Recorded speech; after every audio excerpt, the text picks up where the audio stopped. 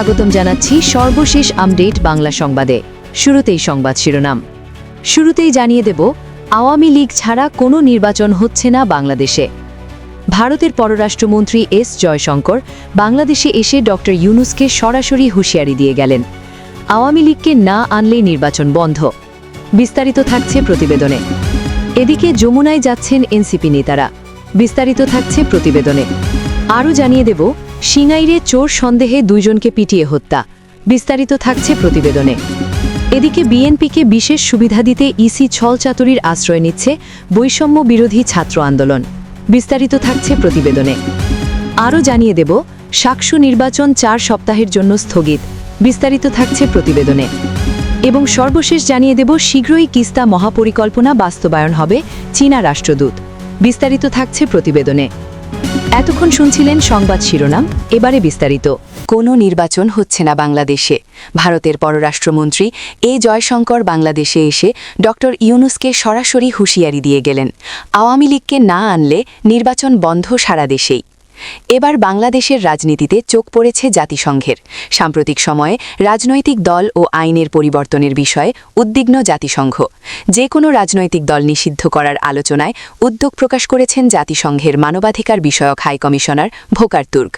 Scissors দিয়ে জেগজেভায় অনুষ্ঠিত 59তম মানবাধিকার অধিবেশনে পেশ করা বার্ষিক প্রতিবেদনে ভোকার তুর্ক বলেন, বাংলাদেশের রাজনৈতিক দলের অধিকার ও মত প্রকাশের স্বাধীনতা সীমিত হওয়ার প্রবণতা বাড়ছে।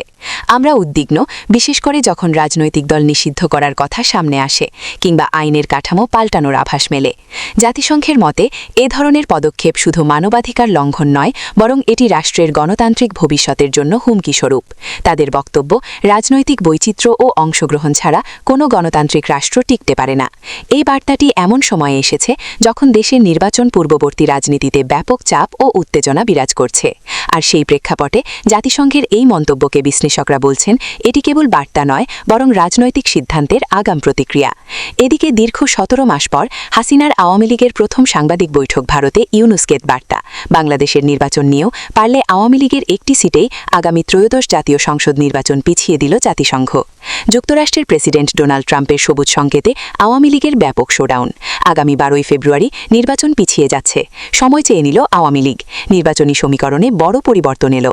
এদিকে নির্বাচনকে আটকাতে লক্ষ লক্ষ আওয়ামী লীগ কর্মী সমর্থকরা মাঠে নেমে গেছে। নির্বাচন ঘিরে আওয়ামী লীগের সকল অঙ্গ সংগঠন কর্মী সমর্থকদের মাঠে থাকার আহ্বান বঙ্গবন্ধু কন্যা জননেত্রী শেখ হাসিনার। দেশ বাঁচাতে হলে আমাদের এই কর্মসূচি সফল করতে হবে, জানিয়েছেন শেখ হাসিনা। এদিকে যমুনায় যাচ্ছেন এনসিপি নেতারা।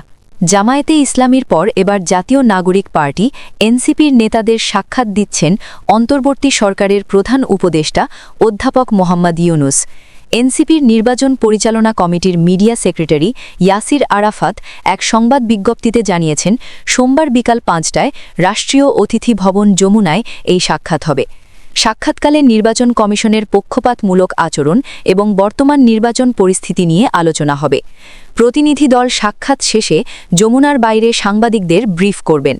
দলটির আহ্বায়ক নাহিদ ইসলামের নেতৃত্বে প্রতিনিধি দলে থাকবেন দলের নির্বাচন পরিচালনা কমিটির চেয়ারম্যান আসিফ মাহমুদ সজীব ভুইয়া এবং সেক্রেটারি মুনিরা শারমিন এবং নির্বাচন পরিচালনা কমিটির আইনি সহায়তা বিষয়ক উপকমিটির প্রধান অ্যাডভোকেট জাহিরুল ইসলাম মুসা।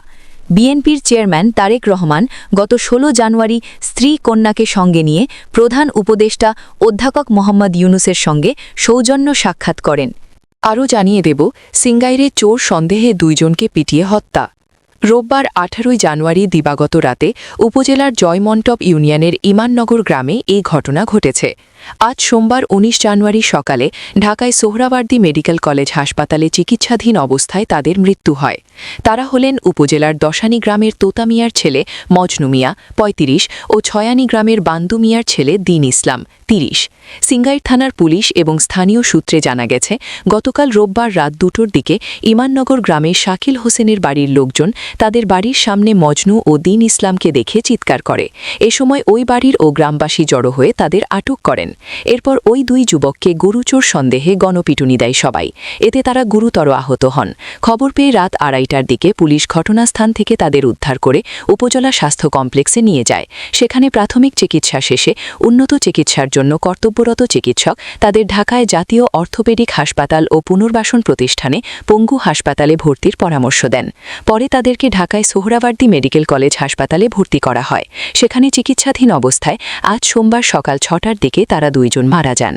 এদিকে বিএনপিকে বিশেষ সুবিধা দিতে ইসি ছলচাতুরির আশ্রয় নিচ্ছে বৈষম্য বিরোধী ছাত্র আন্দোলন।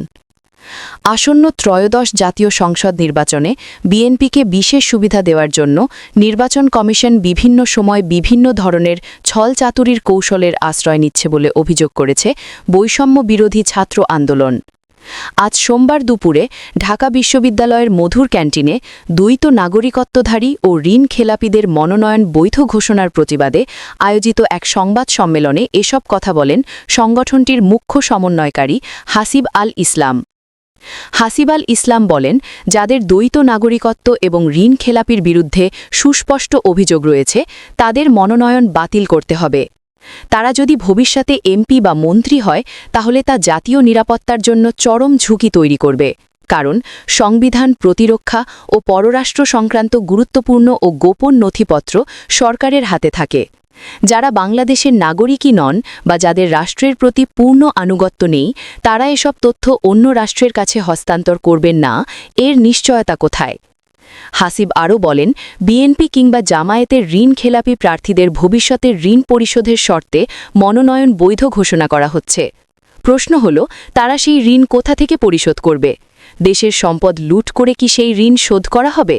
আরও জানিয়ে দেব, শিগগিরই তিস্তা মহাপরিকল্পনা বাস্তবায়ন হবে, চীনা রাষ্ট্রদূত। তিস্তার নদীভাঙনপ্রবণ এলাকা পরিদর্শন করেছেন ঢাকায় নিযুক্ত চীনা রাষ্ট্রদূত ইয়াও ওয়েন। এ সময় তার সঙ্গে ছিলেন পরিবেশ, বন ও জলবায়ু পরিবর্তন মন্ত্রণালয়ের উপদেষ্টা সৈয়দা রিজভানা হাসান সহ পানি উন্নয়ন বোর্ড ও স্থানীয় প্রশাসনের ঊর্ধ্বতন কর্মকর্তারা। সোমবার দুপুরে তারা রংপুরের কাউনিয়া ব্রিজ সংলগ্ন তিস্তা নদীর তীব্র ভাঙনপ্রবণ এলাকাগুলো পরিদর্শন করেন। পরিদর্শন শেষে গণমাধ্যমের সঙ্গে আলাপকালে চীনের রাষ্ট্রদূত ইয়াওয়েন বললেন, চীন বাংলাদেশের উন্নয়ন ও দুর্যোগ ব্যবস্থাপনায় সবসময় পাশে থাকতে চায়। তিস্তা নদী অঞ্চলের মানুষের সমস্যাগুলো আমরা গুরুত্বের সঙ্গে দেখছি। এই পরিদর্শন আমাদের ভবিষ্যৎ পরিকল্পনা গ্রহণে সহায়ক হবে। আশা করছি খুব শিগগিরই তিস্তা মহাপরিকল্পনা বাস্তবায়ন হবে। এ সময় চীনা রাষ্ট্রদূত চলমান কারিগরি মূল্যায়ন দ্রুত সম্পন্ন করার বিষয়ে চীনের প্রতিশ্রুতি পুনর্ব্যক্ত করেন। পাশাপাশি রাষ্ট্রদূত বাংলাদেশের চলমান গণতান্ত্রিক রূপান্তর প্রক্রিয়ায় তার সরকারের অব্যাহত সমর্থনের কথা পুনরায় উল্লেখ করেন। এর আগে রবিবার সন্ধ্যায় রংপুরে পৌঁছান চীনা রাষ্ট্রদূত। সেখানে স্থানীয় রাজনৈতিক নেতাকর্মীদের সঙ্গে সৌজন্য সাক্ষাৎ করেন তিনি।